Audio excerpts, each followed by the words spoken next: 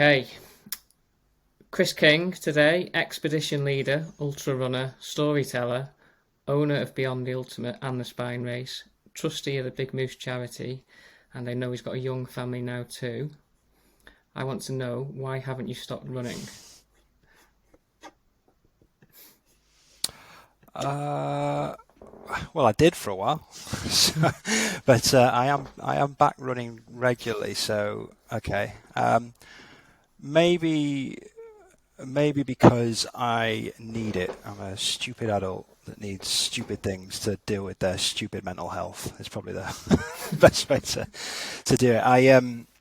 Yeah, I didn't run for a long time. I kind of, even though I work in the running industry, I kind of dipped out, bit of burnout, whatever it may have been. Just felt like I needed some time off, and then just got back to running again, relatively consistently and stuff now. So yeah, it's definitely, without sounding too cliche, it's probably just because it just makes me a bit of a nicer person to be around. Mainly, if I'm not running, I'm quite a horrible person. Yeah. How long have you been running? Um, so I started back in 2012, probably with any sort of consistency. I ran 2012 to 2014. I would probably class myself more as a club runner. I was like running for 5K times and all that kind of stuff. And then 2014 onwards, I'd started getting into ultras and becoming a proper runner, um, if you could call it that. And then yeah, I did that and did it. I was okay. I did pretty well until about 2018, 19, and then I'd say the last 2, 3 years has just been, I've been focusing on business and family and all those kind of being in the trenches, I think they call it. Um, and yeah, so quite a while. Nearly, what is that? Nearly 10 years, I suppose. Yeah, yeah. Not as long as me actually. I thought you might be about the same. The Well, I've been dabbling, but I'd been dabbling running. I've always played sports, but I wouldn't have said that I went out for a training run no. until like 2014. I think that's when it counts, isn't it? When you go out for running to train to get better at running. I think that's probably 2014. I was knocking around early 2012s trying to do 5Ks, but not really caring if I was fast or not. And like you say, now running is your business, or your business evolves around running. Yeah. Do you find that that's why you maybe not fell out of love of running, but did that add into the fact that why you had a period of not running? Because I only asked that because when I started Yeah. out, running was, yeah, it was all about getting better and kind of improving. I found it as a real help in life. It was only when, yeah, the business became more of a priority, I guess. So I was a runner that was coaching a bit, and now I'm definitely a coach that runs when I can. Race wise, I still train every day, but I can't just go off every weekend, and I can't have weeks off now all the time. And with the kids, it's definitely business first, then kind of races and things like that. Was it the same for you? Yeah, I think it does. It did sometimes feel like a busman's holiday. Like you use running to escape from stuff, but when you're trying to escape from running and you're running, it didn't really add up. But I think the biggest reason was that it was just, without sounding too hippie, I was just doing a bit of soul searching. I was running for all the wrong reasons. I was running. Um, I think a lot of people are probably guilty of this. I was setting myself like a big thing to do, a big goal, and obsessing over it, and then not running because I loved running. I was just running because I wanted to achieve that goal. And it was strange for me to hang out with people like Adam Kimball, who loved running and would, like we'd go on a long flight together, and the first thing he'd do is get his daps on and go for a run, and I'd be like, "No, mate, I'm hitting the bar." Um, and it kind of made me like in this time period, it's allowed me to reflect and change my reasons for running.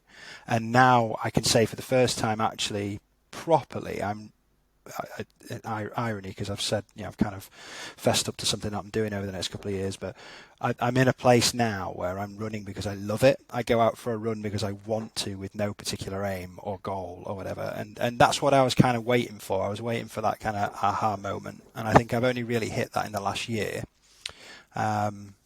So yeah, I'm in a really good spot with my running. I think at the minute I'm getting my shoe. I'm itching to run, which is always good. It helps, and I'm now running for the right reasons. So it's yeah, I'm in a better spot. And you live in France, right? So it's nice weather. Pretty much so. Yeah, I say it's France. I've yeah, it is. I said that like when I moved down from Leeds to here, down in Poole, it is just detached from everywhere. This place, it's mad. It's 2 hours from anywhere, and I'm actually I am close. I can get to Paris quicker than I can Leeds now, Yeah, which is a madness. But yeah, it is France. I reckon. Yeah, for the first when I first started getting to know you properly, and I'd be seeing your Instagram stories, be like, "Oh, Chris is on holiday again." It's like, but no, we're just on the beach, basically where you live.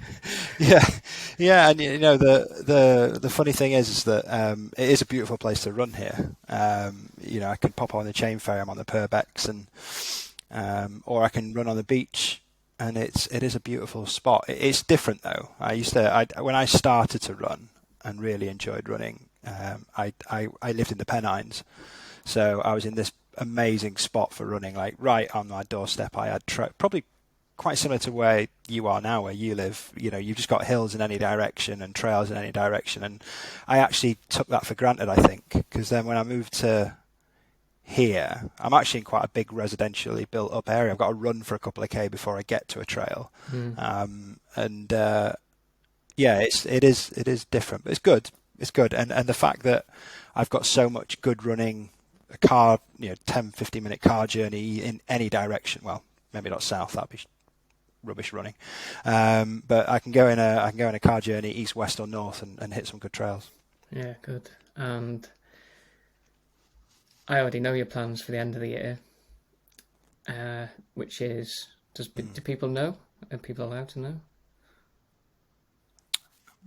Yeah, I think so. Well, I've just announced it this morning, haven't I? So just not.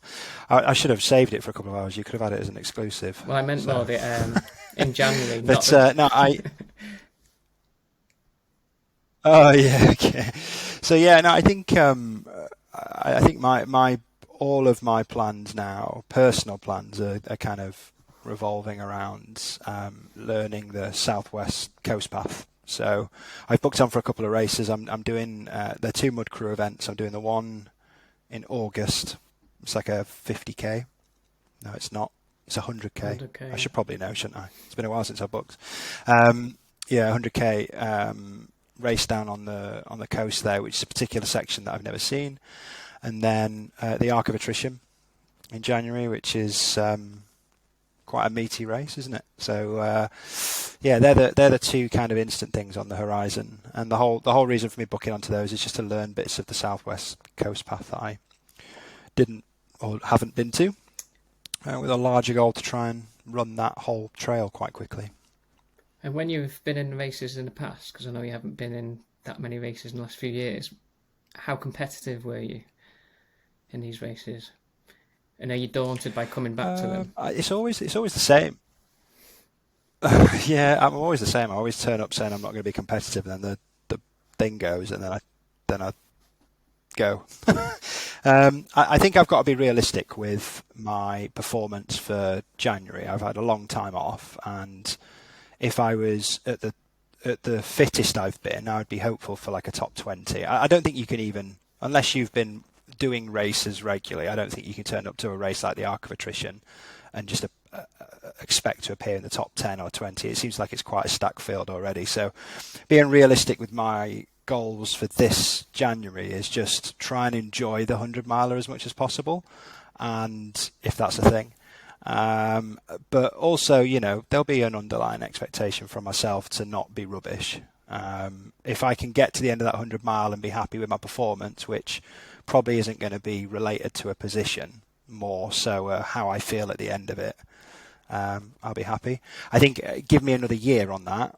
Give me, if I come back, there's a soft plan for me possibly doing it the January after and using this one as a learn the trail and learn a bit about the race and get used to running 100 miles again. Yeah, there'll definitely be a competitive edge for me sometime. The last time I was properly competitive, I did a race up in, it was a 60 miler. I finished fourth, and I had no right to be there. It's just on the day I decided that I wanted to run a bit, and yeah, finished fourth on the day. So that's probably, I've not done anything massively. So in that regard, there's probably no expectation for me to do anything like a big race result. But I think people will expect me to do reasonably well just because I'm an RD of a race, and there's probably a certain expectation that comes with that, I reckon. Yeah, maybe. How do you think I would do? Like, what would your expectation be of me? That'd be I'd interesting expect to know. you to go out all guns blazing and then blow up about halfway, and then and then struggle to the finish.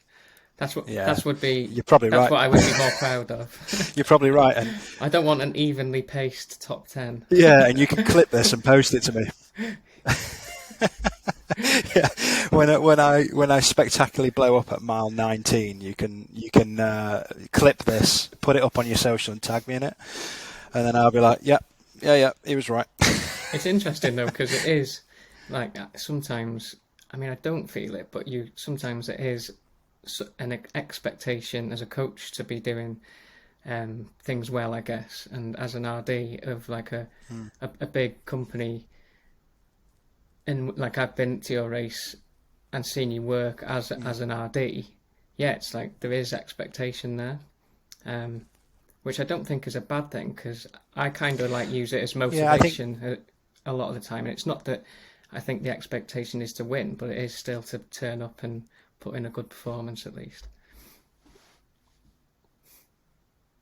Yeah, and I think it's quite interesting because I've been full circle with my running. I've got a lot more empathy for runners now. It'd probably make me a better coach, because I've always had the attitude, if you don't want to run, then don't run, or I'm not going to coach you if you're not motivated. That was always my stance in the past, where now I have a bit more of a deeper understanding that, there is more to life than running at times, and things can get in the way. But so yeah, I think there will be expectation. That's just part and parcel of it. If I want to be an RD in this world, and I want to coach, and I want to, talk a game, I suppose I've got to turn up in some regard to perform. So and I quite like that. It's there's going to be no more expectation on me from other people than what I put on myself. I think that's part of the reason why I also had time off, is because I'm an absolute. It's probably my biggest flaw as a runner, is the pressure that I put on myself, and the fact that I couldn't train and run and do what I wanted to at full whack. That was a problem for me, and that's why things started to condense down. Oh, 1 second, Gary. Just 1 second. Hi, you okay? Yeah, I'm just on a call at the minute. It's okay. Are you needing this room? Okay. 1 minute. It's all right.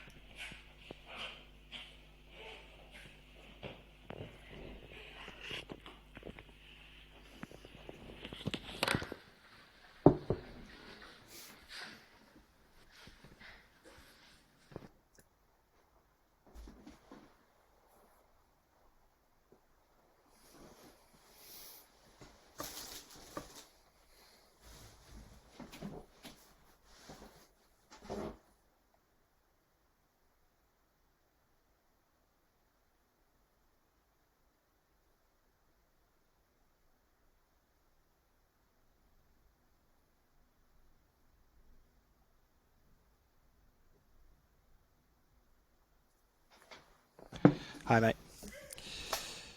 Room will be clear in a minute. Right. Sorry. I'm in a friend's house, and that's Granny coming to put the baby to sleep. You need to move. Just what? No, I'm all right. Just wanted you to do some editing. Yeah, yeah. Editing. Okay, so it should be good now. There'll be a long pause for people to wait now. So yeah, I kind of finished that sentence anyway, didn't I?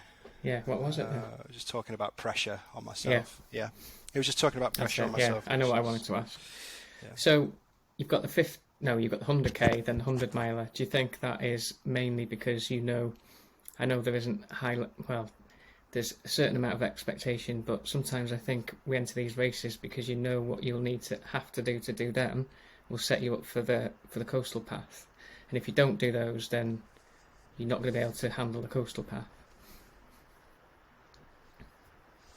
Yeah, I think so. I feel like a bit of a fraud at the minute because, like this morning, I've kind of shared my intention. I don't tend to use my own personal social media too much, but this morning I kind of shared my intention to go for a record on the Southwest Coast, and I feel like a complete fraud because I'm in no way near the right shape to warrant an attempt yet.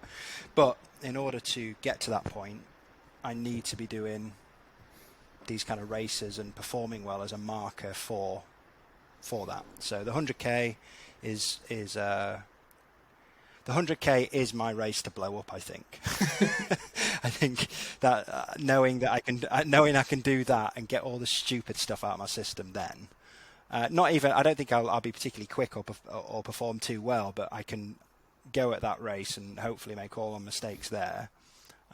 With the idea that I can turn up to January in the 100 miler a bit more humbled and approach it. No one wants to just go cold turkey into a 100-mile race after not racing for 4 years. It'd be a bit daft. You'd be surprised at the emails I get, mate. Yeah. Yeah, I think okay. I'll rephrase that with the expectation laid upon me. I'm kind of setting down soft markers rather than just rocking up to a 100 miler and nose diving into a cliff. Yeah. Okay. So let's go back to Beyond the Ultimate because I want to speak about that a little bit. How did that kick off? Were you in it from the start? Okay. And yeah, just give us like the history of Beyond the Ultimate, really. Well, that's got a mad origin story, really. I wasn't involved.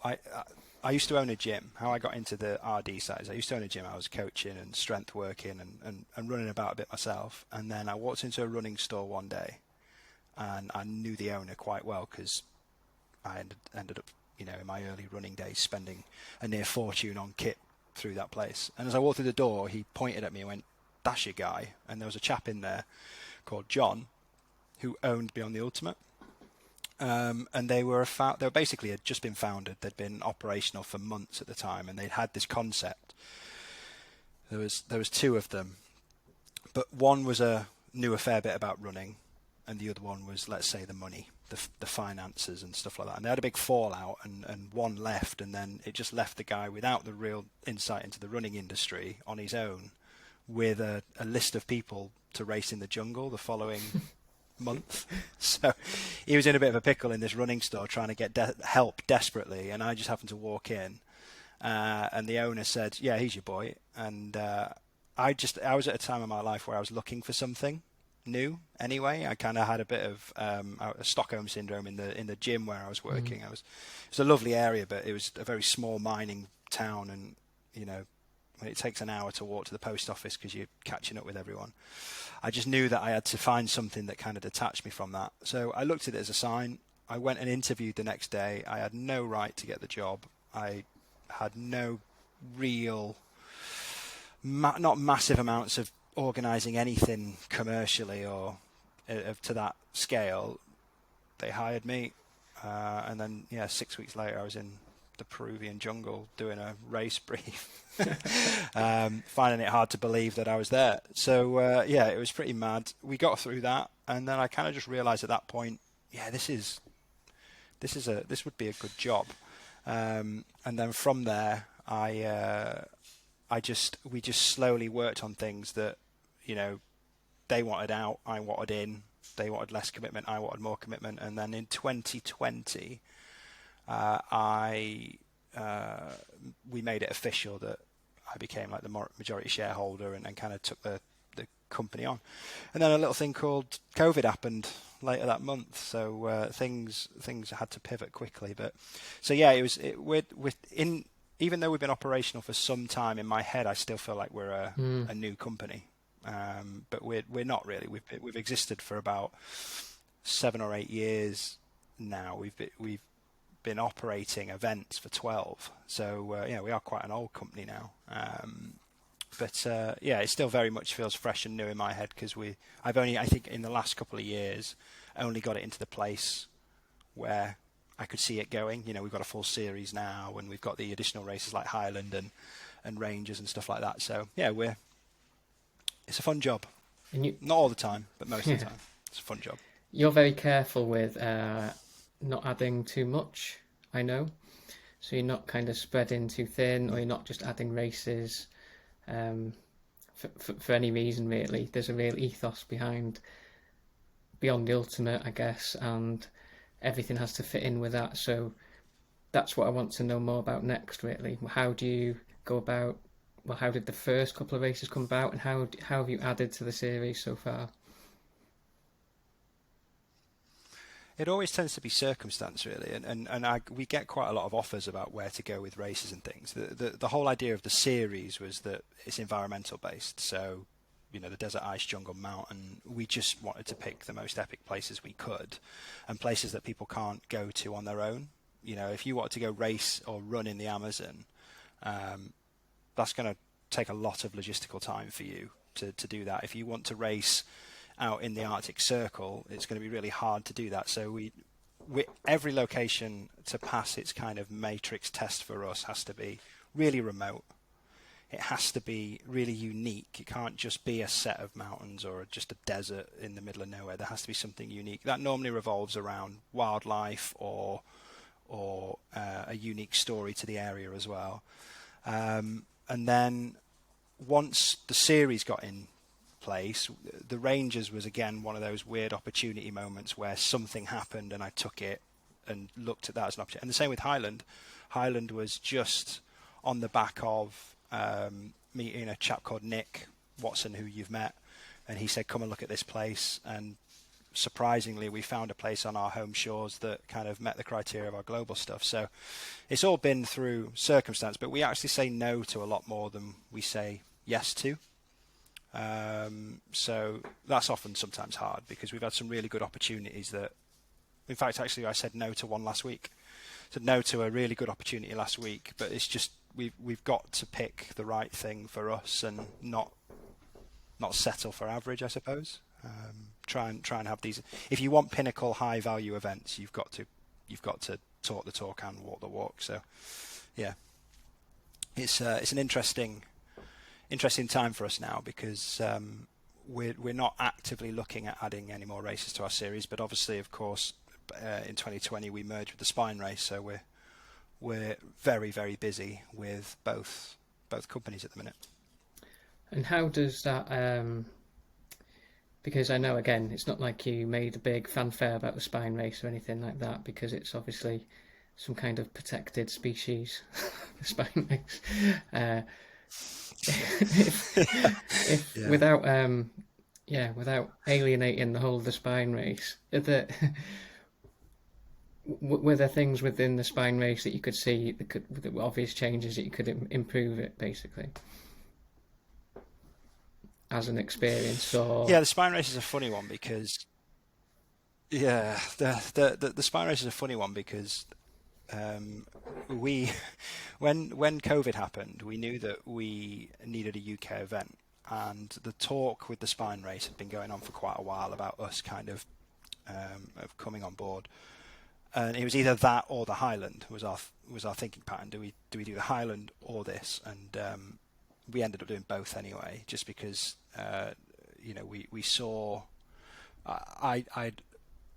the Spine made sense. We had largely the same teams. We worked together anyway as organisations. They needed warehousing and kit like that. We had that. We needed UK equipment and stuff to provide a UK race, and they had that. So the merger was almost like a perfect marriage. The one thing that we found really tough, or I found really tough in particular, was that obviously the Spine was already an institution of a race. So you can't just. We were very aware that you just couldn't move in and start changing the furniture. You can't just come into someone's house and do all that, and it's very much owned by. Even though it could be owned physically by someone, there's a big ownership of the spine community or the spine family, as they call it. So we were very conscious, and we just sat for a while. We just sat with we got the merger done, and we got the kind of business end of it done, and then we just sat and watched and learned and observed, and to be fair, 90% of that event is amazing, or was amazing, or to like it doesn't need changing. But what's happened with the spine race is it's logistically become this whole new beast, and even like it's become this whole new thing, and the logistics are catching up with it. And it happens with every growing organization. It gets bigger, and then you have to recruit and fill the backspace almost to make sure that you're ready to deal with it. And that's exactly what's happened with the spine. But yeah, it's been hard because everything's a bit of it's more of a democracy than a dictatorship. Is probably the best way to describe it. You have to go through multiple channels to make changes, consider a lot of things, and it's a very complex race. So any small changes can have massive repercussions. So yeah, no, but I love it though. It's such a cool race. I'm so privileged to be part of that team. I think it's so cool just to watch it unfold every year and it be part of the ultra running calendar. And my dream as an RD was always to own some of the biggest races in the world, and the spine is that, isn't it? It's one of the biggest, if not the biggest on UK shores. You know, it's huge. And so there was, what was the extra race added? Challenger North, or was it the South? Yeah, so the first edition was the sprint, and then we made so that they had the full race and the Challenger South. That's and right. Then we've, since our tenure, the sprint came in and the Challenger North. So that's always been things that they've wanted to do. They weren't ideas that we created. They just wanted to do. It's just that we allowed the mechanism for them to happen. So the sprint, which has become a race in its own right, is a great stop. It's a great first step for people. Going straight into a 109-mile race was quite tough for some, and we thought the sprint is a great step for those that want to try and build up rather than jumping straight into the Challenger. And then the Challenger North is arguably one of the, even though both sections are tough, the northern part for navigation and all that kind of stuff when you're tired is challenging. So we opened up the Challenger North for that reason as well. So it just made the event safer on the whole, that people could do these almost like hard recce's for the big thing. But then what's happened is they've all spiraled off into their own events now and become races in their own right. So it's interesting, and it just makes that first weekend of any spine race is chaos, because you've got like sprint winners winning and Challenger South people blowing up everywhere, and it's always good drama, because you've just got this all the time. You've got these races within races going on. But yeah, there's no appetite at all for the spine to kind of grow into new events on UK shores, although there are races coming internationally. So that's going to be announced very soon. Good. Would you race the spine, the full spine? I would have loved that. Would definitely be a race I'd do if I wasn't part of the team.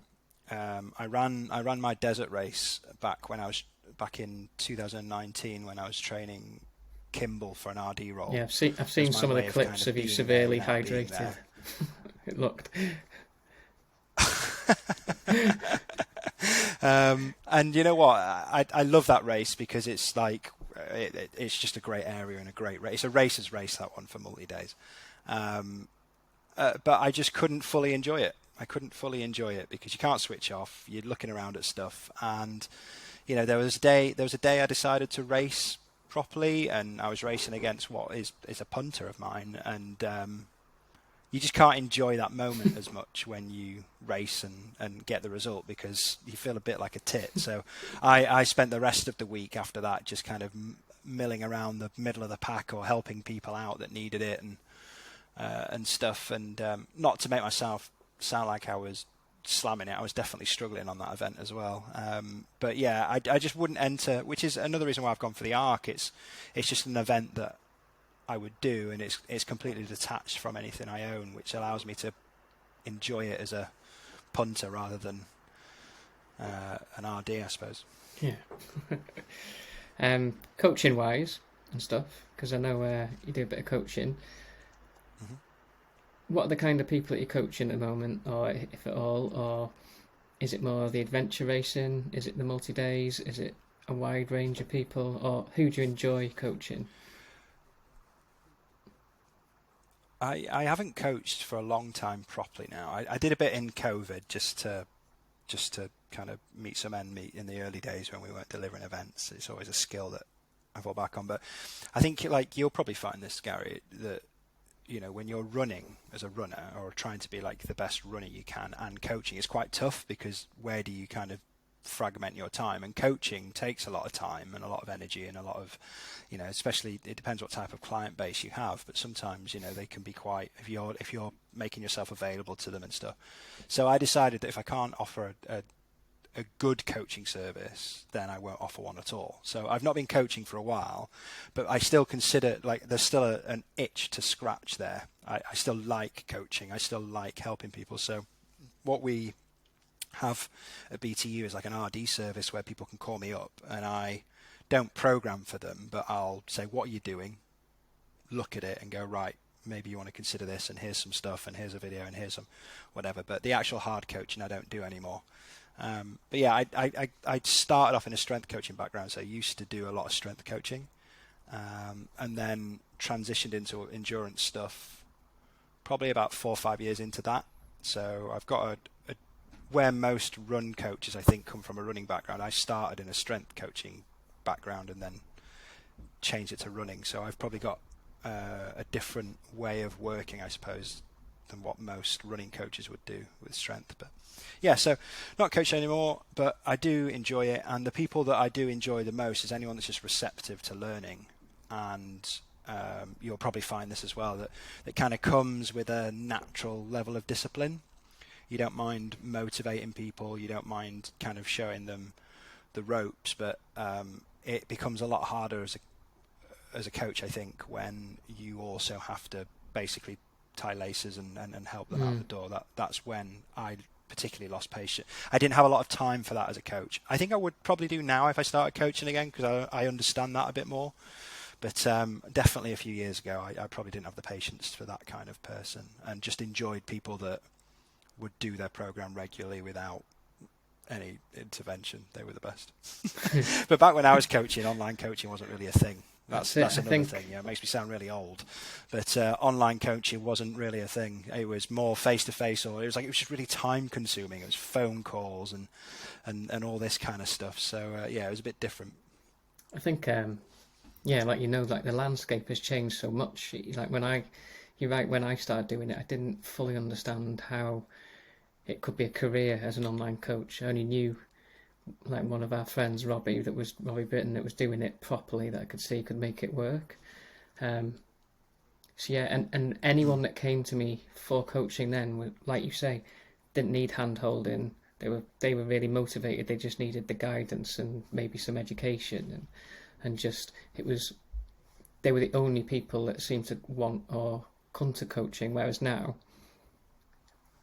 you could have someone that wants to run twice a week and needs pushing out the door, kind of thing. And it's, you either have to have a conversation with them, with yourself, and there is a good middle ground, because I enjoy the coaching side of thing, of getting to understand what's stopping them maybe, because I'm quite good at filtering out the people that just need a cheerleader, and I think there are just cheerleading coaches out there, that'll just tell them everything's great, or if they have a week off, everything's great, kind of thing. I don't think you need to be a cheerleader as a coach, but at the same time, yes, as I've got a bit older and coaching, like you said, there's lots of coaches out there.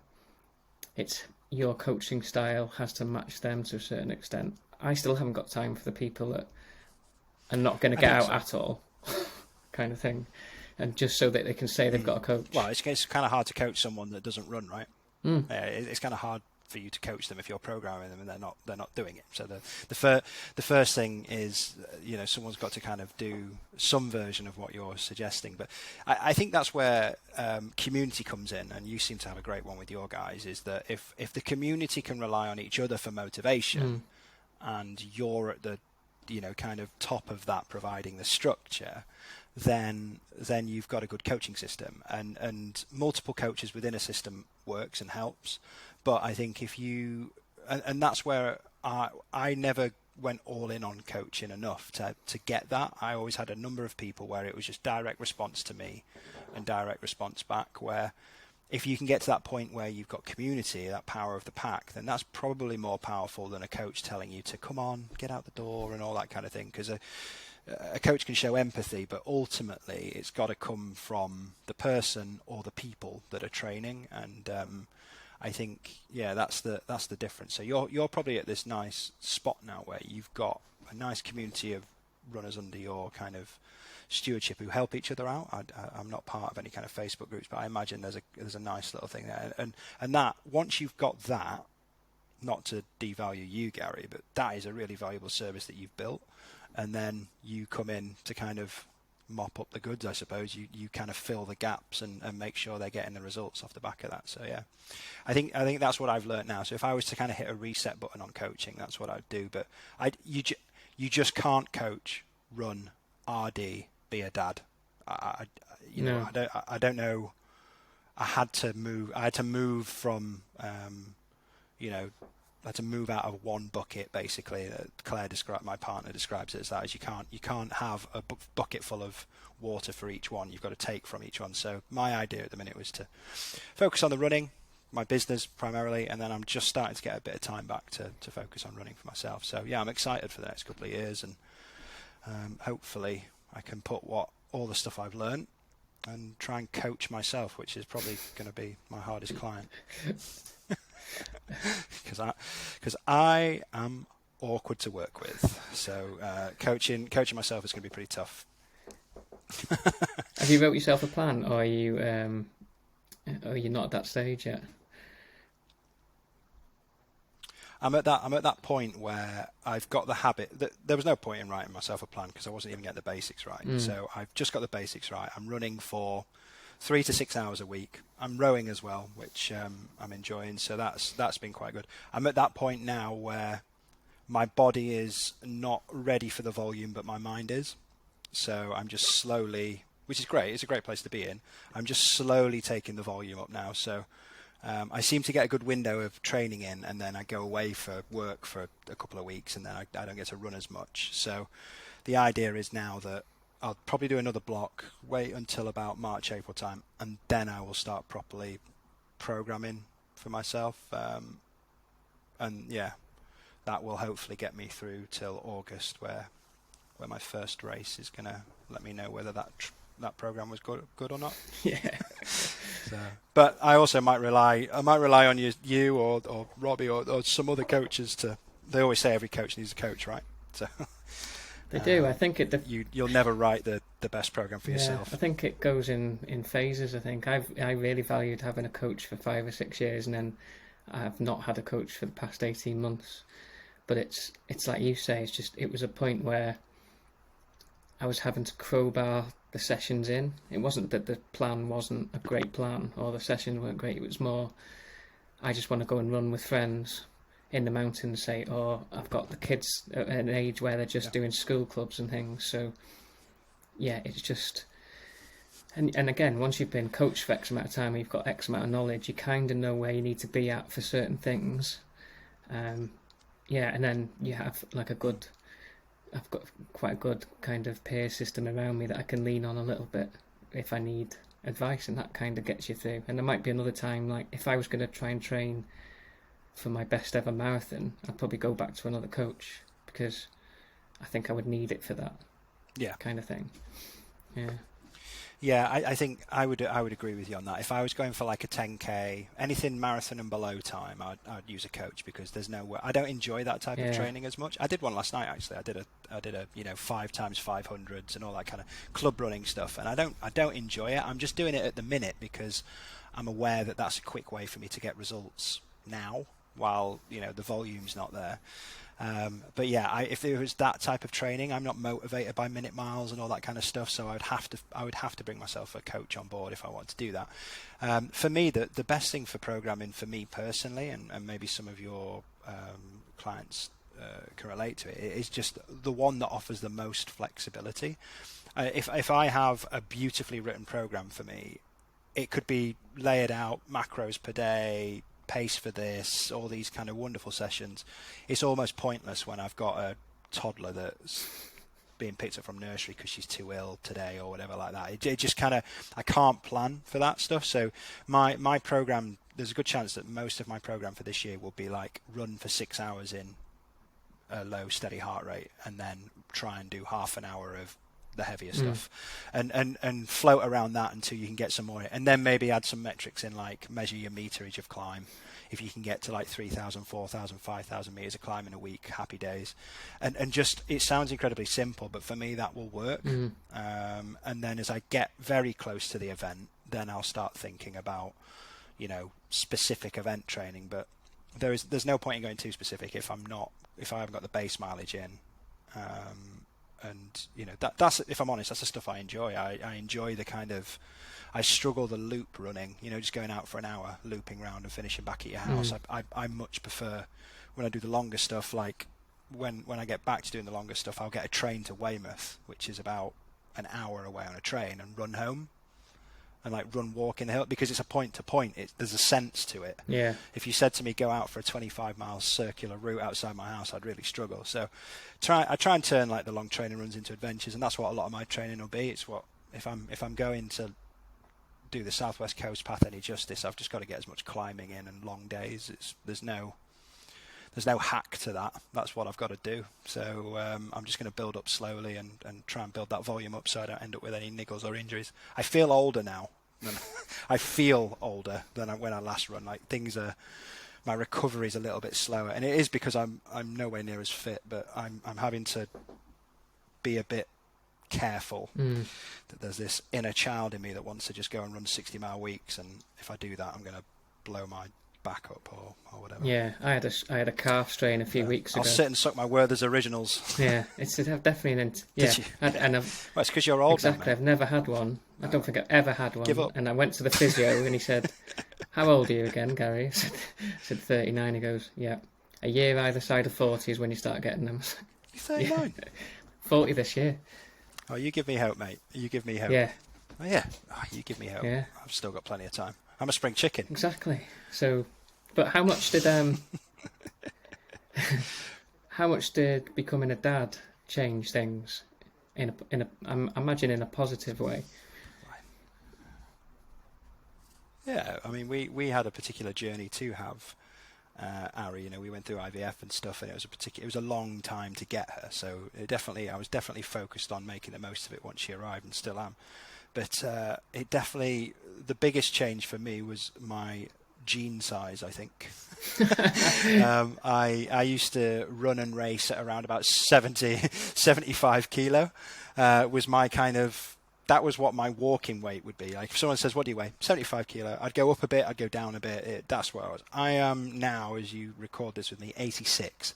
And that feels fundamentally different when you run. 86 feels massively different to 75. So that's another thing that I've got to factor in, is that I'm a lot bigger at the minute until that weight comes down. And you're 5'2", aren't you?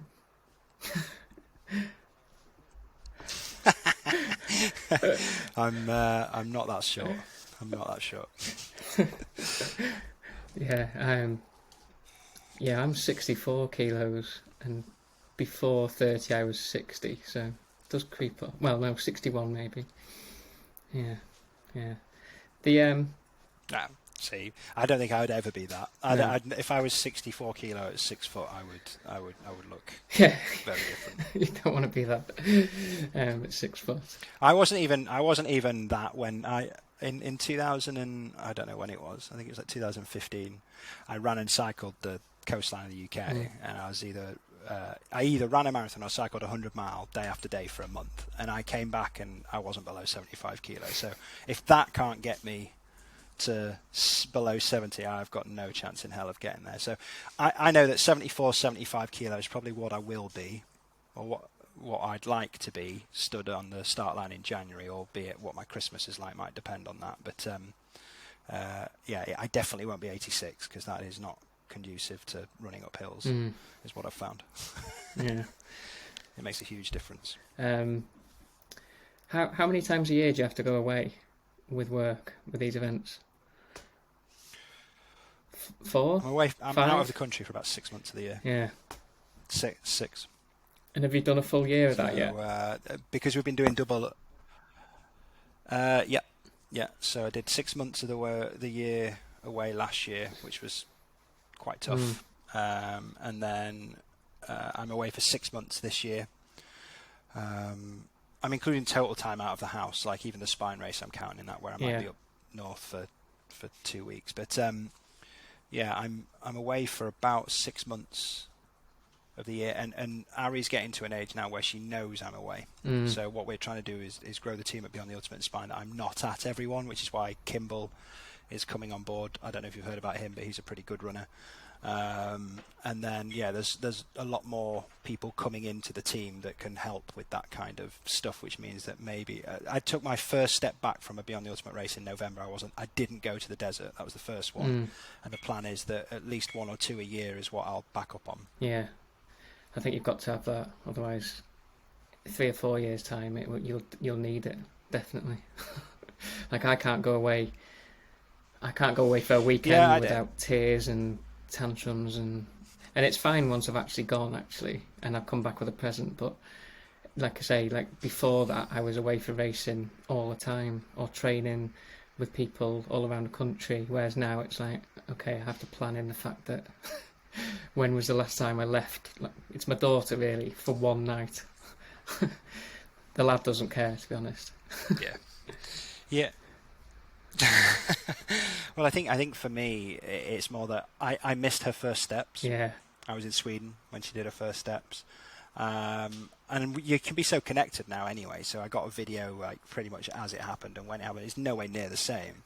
But like my thinking now is, how can I structure the business to a point where I don't miss first sports day, first whatever, and so that's my motivation now, is like not to kind of, I'll always want to be away on these events. It's what I love and what I do, but and one day I look forward to the day that I take her on these things. But my main priority at the minute is, how do I get my business into a position where I can make sure that I don't miss important stuff, especially because we're looking at planning on baby number 2 in the next year or so, and then it all begins again. And it's tough. Every business person or everyone that owns a business is going through the same thing, right?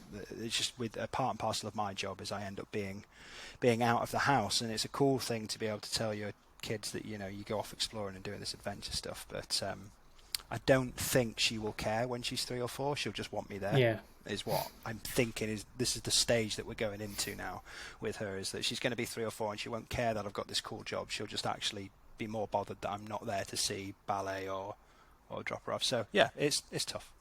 It's tough, but it's just part and parcel of the job at the minute, and we'll work our way around it. And then she'll probably chill out when she's 18 and she's jumping out of helicopters and all that kind of stuff with her dad. Yeah, when she's the RD and you're sat at home with your pipe. That's all it's for. It's just training her up. Yeah, she might be like her mum. Her mum is not the outdoorsy kind of person. Her mum famously said that she loves the outdoors but hates it when it touches her. So she might be like that and not come on these kind of gigs with me. But she might also be like me and just get straight involved and sleep on floors and all that kind of jazz. Who knows? Yeah, or in marquees. Yeah. Or in marquees. Yeah, well, that was a rough night, wasn't it? Yeah. Yeah. Yeah, that was a rough night. I won't keep you much longer, but we've both got No Dark coming out because I'm going to take part this year. Because it's a UK race, do you find that it has a different feel, or what should people expect from the Highland Ultra with Beyond the Ultimate? Because there might be people that look at Beyond the Ultimate and maybe not have the opportunity to get out to some of the ones further afield, but Highland Ultra, what is it, 3 days I think, and it's on UK soil. So what is the difference, It's maybe? I think the if you've done multi-days in the past, it's a good step back if you're looking at stepping back from, 5-day races are a lot of time commitment, aren't they? So if you've done things like the MDS and all that kind of stuff, we're finding that actually we set this up as a pre-event to our bigger stuff, and people can come and see what we're about and all that kind of stuff. But actually, we're finding a lot of people are coming backwards as well.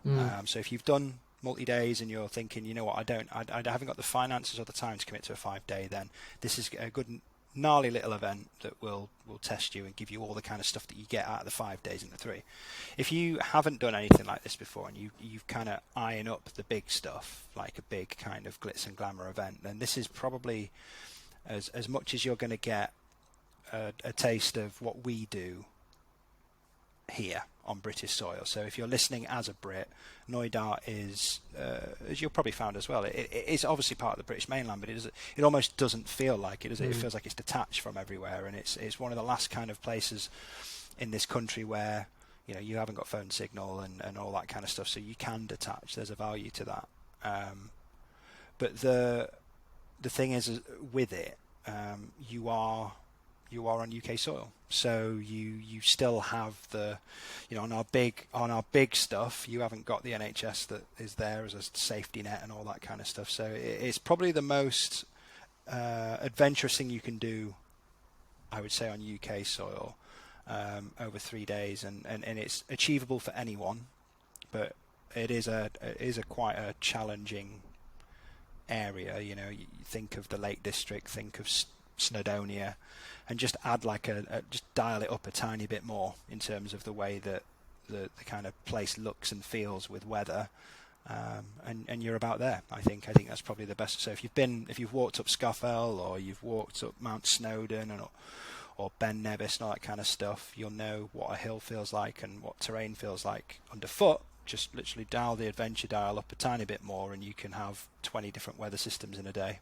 It's probably the biggest obstacle of Knoydart, and the year that you came first, we had a bit of everything, didn't we? We had like nice days and monolithic rains the final day, but the last year we did it, we had 3 days of amazing sunshine. I came back with a tan, which will never happen again, I don't think. But it's a mad place. It's a coastal mountainous region, so it comes with sea breezes and high winds and differences in temperature from bottom to the top of those Munros. You can literally see chaotic weather with your eye while it's nice and calm below. So yeah, it's a pretty special place. I think as soon as you step on a boat to get to an event, you start to feel, because I remember thinking, well, because I've been to Malag before, and that feels like you're at the end of Scotland kind of thing, but to get on a boat and to go again, as soon as you land, you do feel detached, and it's a little bit like you say, you can go around in the Lake District and have some lovely runs and hills, but you always drop down into a village or a town even the majority of the time. Once you go up into Scotland, it kicks up another level. You can be lost for well, days if you wanted to be, but yeah, Knoydart, that kind of journey going up that way, Northwest Coast. It's like I think because it's coastal as well, it gives it another extra edge.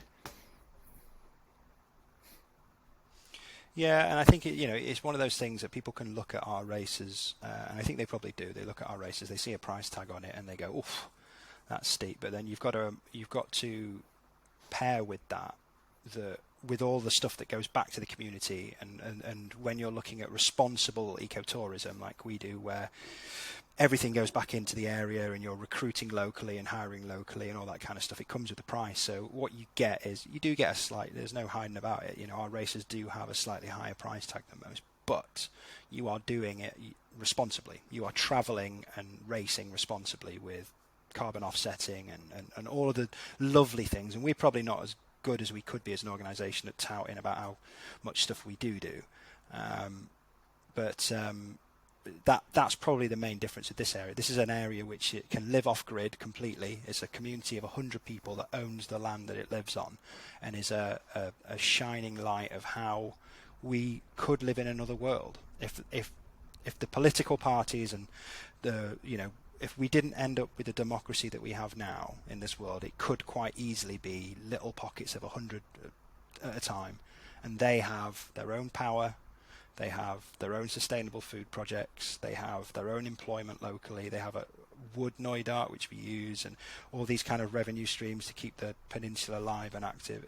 It is just a really remarkable place. I don't think, or I'm not aware of any other place like that in Europe, never mind.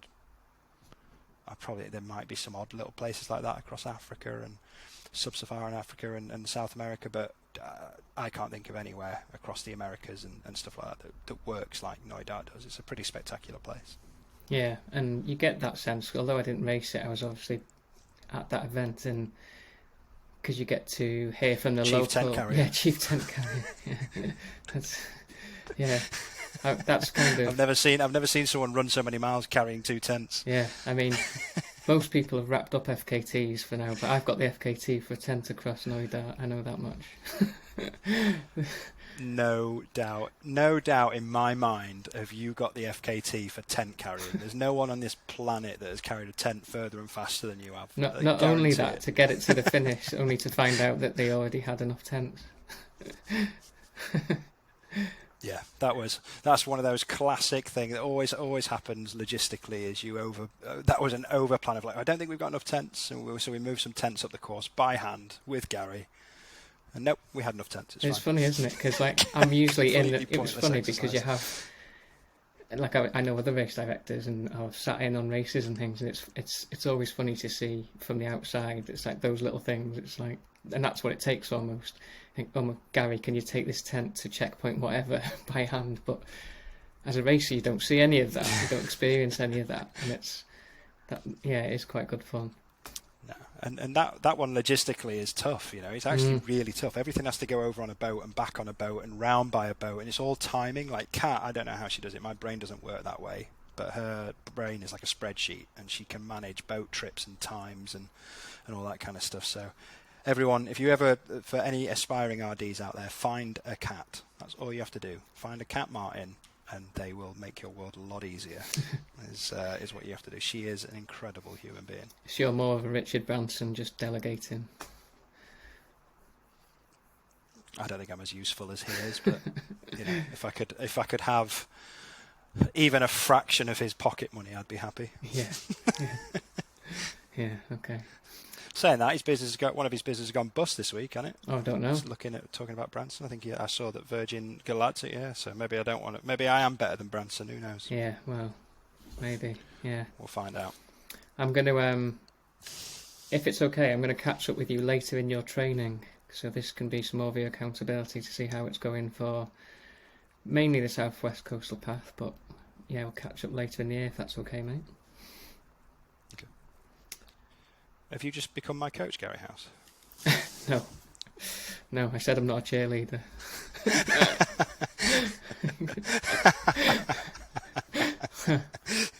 Okay, well, great. I will. I appreciate the accountability buddy, which is obviously a very important coaching tool. I will check in with you, no doubt, soon, and hopefully the next time you physically see me, I'll be less human. There should be less of me. So I'm going to see you in a few weeks, aren't I? Accountable measure. Yeah, well, I've still got a few weeks to shape up for you, mate. Me and Harry Strutt are accountability buddies on the weight loss. Oh, we've got a weigh-in, like a UFC style weigh-in face-off. I was going to say, so, he must know some cut kind of shortcuts though, so I wouldn't get in it with him. Oh yeah, he'll be running around in a little boxing body bag right now, just sweating it all out, scared that I'm going to beat him. Okay, Kris King, race organizer. Where can we find? I guess your stuff is Beyond the Ultimate, is it? Where can we direct people to? Yeah, so Beyond the Ultimate's the best site or best place to see what I do on a day-to-day basis. I've got my own Insta stuff and Facebook channels, but I'm Kris with a K, spelt wrong, so KRIS. I'm sure they'll be linked in bios and stuff, but yeah, just be happy to speak to anyone that wants to chat and find out a bit more, and I'll refer you back to Gary with coaching tips and cues, because he's far more knowledgeable than I am. Good stuff, mate. And yes, I will see you in Noidart then, or maybe before that. See you in a few weeks, mate. Cheers. Thank you, Kris. See you in a few weeks. Get ready. It's going to be ace. Well, cheers, mate. See you later, mate. Bye-bye.